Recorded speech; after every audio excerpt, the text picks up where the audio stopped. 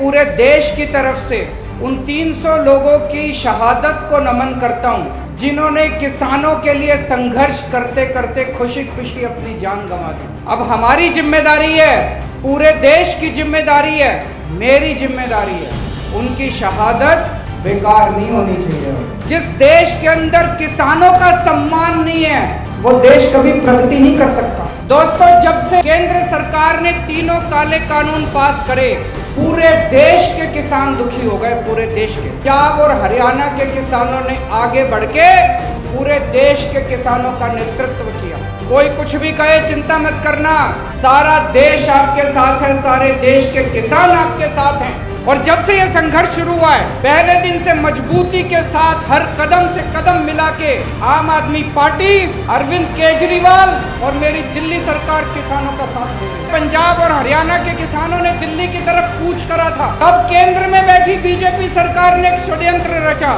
9 बड़े बड़े स्टेडियम उन्होंने सोचा इनको जेल बना देते हैं। स्टेडियम को जेल बनाने की पावर दिल्ली के मुख्यमंत्री की है। तो केंद्र सरकार ने फाइल भेजी मेरे पास और भाई साहब फोन पे फोन आने लगे। धमकी भी दी उन्होंने मेरे को, पर भाई साहब मैं नहीं माना। मैंने फाइल रिजेक्ट कर दी उनकी।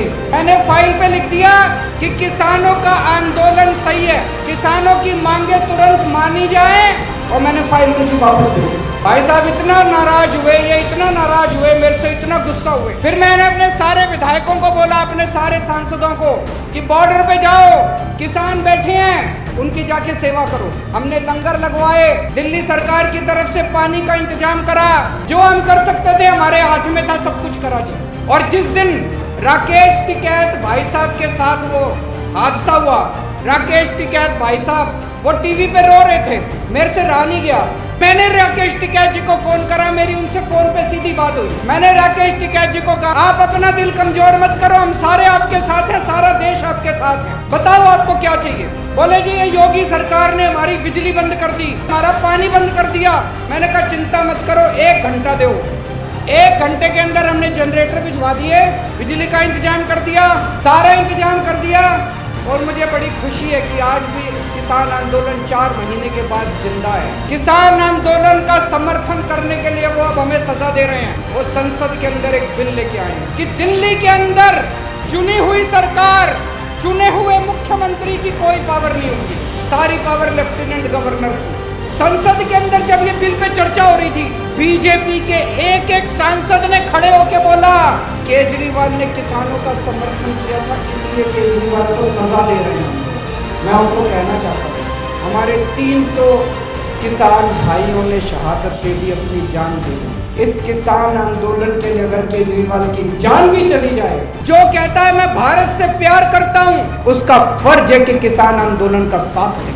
जो आदमी किसान आंदोलन के साथ है वो देशभक्त है, और जो आदमी किसान आंदोलन के खिलाफ है वो गद्दार है, वो देश का गद्दार है। इस किसान आंदोलन को सफल बनाने के लिए केजरीवाल को जो भी कुर्बानी देनी पड़ेगी, आज मैं इस मंच से आप लोगों को कहना चाहता हूँ मैं हर कुर्बानी देने के लिए तैयार हूं। पूरे देश के अंदर आज सब लोग एक ही बात कह रहे हैं, अगर किसानों का कोई भला सोचता है तो आम आदमी पार्टी सोचती है। मेरे लिए बड़े सम्मान की बात है, इससे बड़ा मेरे को और मेडल नहीं चाहिए।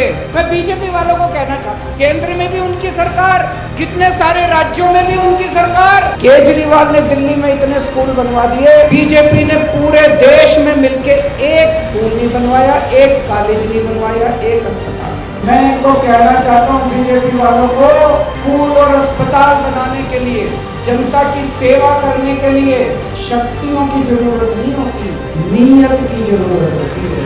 आप पूरे देश में कहीं चले जाओ, तमिलनाडु चले जाओ, केरला चले जाओ, आंध्र प्रदेश चले जाओ, साउथ इंडिया चले जाओ, किसी भी आदमी को पकड़ के पूछ लो भाई साहब दिल्ली में केजरीवाल है, उसने कुछ काम करा? किसी से पूछ लो, बताएगा हाँ जी स्कूल तो ठीक कर दी, कहेगा हाँ जी अस्पताल तो ठीक कर दी, कहेगा हाँ जी बिजली फ्री कर दी। और आप पूरे देश में कहीं चले जाओ और पूछो बीजेपी ने कुछ करा 5 साल में, कहेंगे जी उन्होंने किसान बर्बाद कर दिए, व्यापारी बर्बाद कर दिए, सबको बर्बाद करने के सिवा इन 75 साल में इस देश पे 2 ही पार्टियों ने राज करा, बीजेपी और कांग्रेस। आज देश की जनता पूछेगी कि अगर 5 साल के अंदर दिल्ली में स्कूल ठीक हो सकते हैं तो 75 साल में बीजेपी और कांग्रेस वालों बताओ 75 साल में तुमने क्यों नहीं? ये सारे पार्टी वाले मिलके मेरे पीछे क्यों पड़े हैं? आज ये सारे मेरे खिलाफ इसलिए हैं क्योंकि मैं इनके जैसा नहीं हूं। बचपन में पढ़ा करते थे भारत विकासशील देश है, तो मास्टर से पूछते थे जी हमारा देश विकासशील है तो ये विकसित कब बनेगा? तो मास्टर कहता था 5-10 साल में आ जाएगा। भाई अब 40 साल तो हो गए। जो बात मास्टर मेरे को पढ़ाता था मेरे बेटे को पढ़ाता है। कब होएगा विकसित? 5-7 साल। ऐसे यूं नहीं होने वाला, इन पार्टियों के भरोसे नहीं होने वाला दोस्त। मेरी जिंदगी का तो एक ही सपना है, अपने जीते जी भारत को दुनिया का नंबर 1 देश बनाना। दिल्ली बदल के दिखा दी 5 साल में। अब मैंने तो भगवान से मेरी सेटिंग है जी कि इस पृथ्वी से मेरे को तब तक मौत नहीं आएगी जब मैं अपने भारत को दुनिया का नंबर 1 देश जब तक मैं ना दूं। किसान भाइयों को मैं कहना चाहता हूँ, खाते रहना, चिंता ना करना। दिल्ली में थारा छोरा बैठा है सीएम, अंत तक चाहे कोई कीमत चुकानी पड़े, अंत तक किसान आंदोलन का साथ देंगे। और दोस्तों मेरा दिल कहता है समय लग जाए लेकिन किसानों की मांगों के सामने, किसान आंदोलन के सामने बीजेपी को झुकना पड़ेगा, केंद्र सरकार को झुकना पड़ेगा, इनका विरोध खत्म होगा। भारत